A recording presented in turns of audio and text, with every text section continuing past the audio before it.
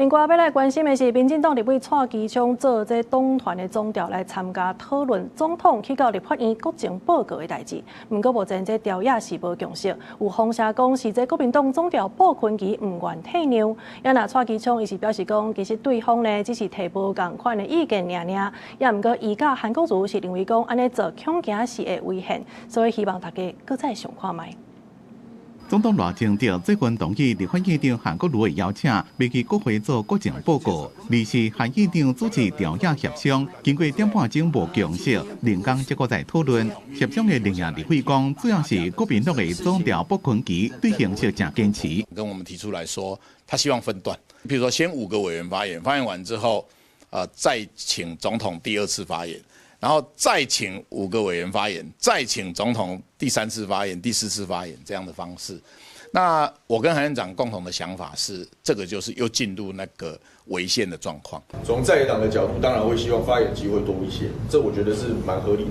但我也要强调，协商本来就不是一次可以达成结论。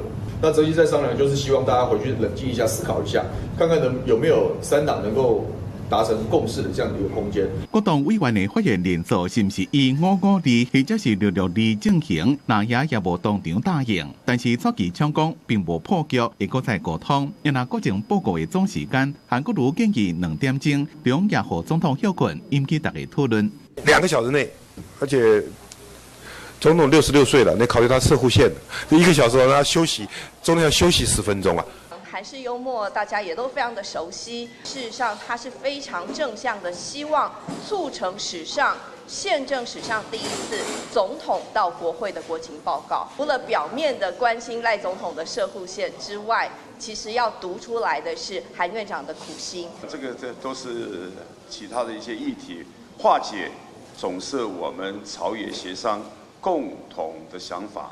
中央立委认为，算笑归算笑，重要问题是爱互赖总统会当顺利到立法院做国情报告，互国家向前行，调解消除对立。记者综合报道。